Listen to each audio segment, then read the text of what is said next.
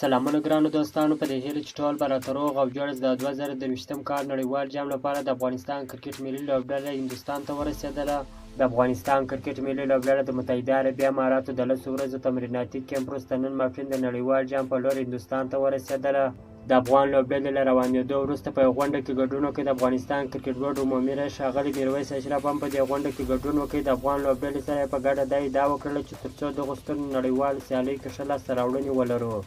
او دا رقم ښاغلي میرویس اشرف افغان اتلانو ته وویل: افغان ملت ستاسو څخه تمې لري، هیله ده چې خپلو غوره لوبو ترسره کولو ته افغان ملت ته ویاړونه راوبخښي.